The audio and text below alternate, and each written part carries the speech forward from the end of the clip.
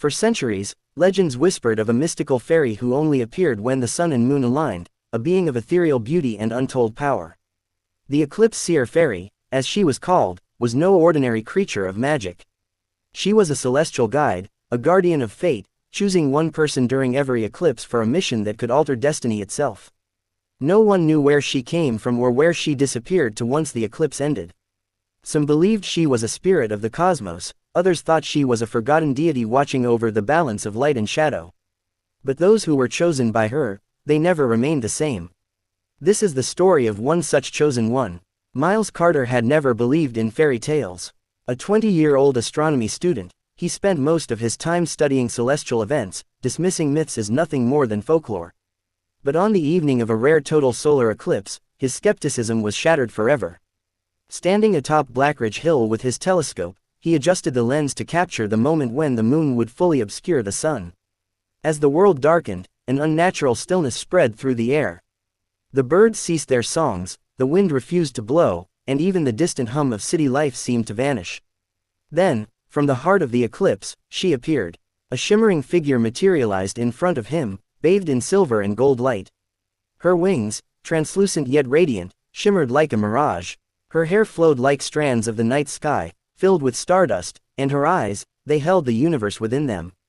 "I am Leora, the Eclipse Seer fairy," she said, her voice like a melody woven from the echoes of time.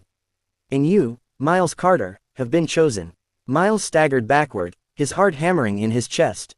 Chosen? For what? Leora extended her hand, and the sky around them seemed to twist. Miles suddenly saw visions, ancient empires lost to time, hidden forces shifting the balance of the world, celestial secrets buried deep beneath the surface of reality. "The eclipse is more than a cosmic event," Leora explained. "It is a gateway, a bridge between what was and what could be. And tonight, a darkness threatens to cross through that bridge unless you stop it."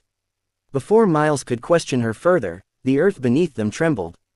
A rift opened in the sky, and from its depths emerged shadowy figures, beings with hollow eyes and flowing cloaks of darkness. They were the eclipsed ones, ancient spirits banished beyond the veil of time, now seeking to return. "If they enter this world, they will rewrite history itself," Leora warned. "Only you can seal the gateway before the eclipse ends." "But, why me?" Miles asked, his voice unsteady. "I'm just a student. You are a seeker of knowledge, one who understands the language of the stars," she said. "That makes you the perfect guardian of this moment."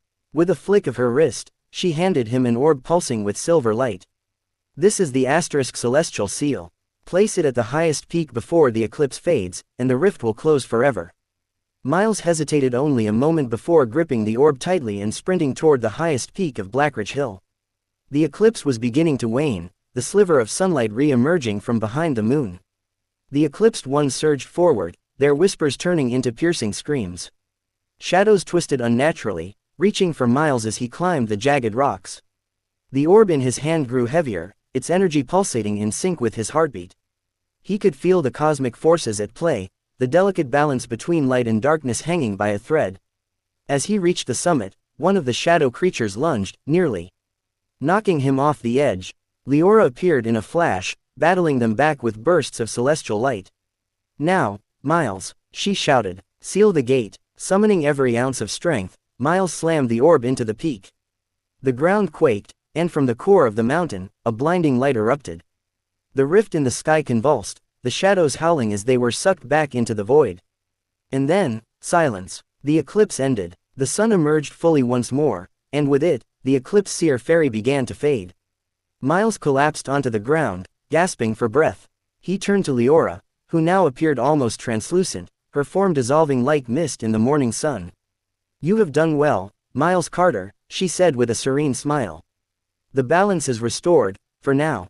Will I ever see you again?" he asked, still reeling from what had just happened. Leora's gaze softened. "Perhaps, when the next eclipse comes." And with that, she vanished, leaving behind only a single silver feather, a reminder that some legends are real, and some destinies are written in the stars.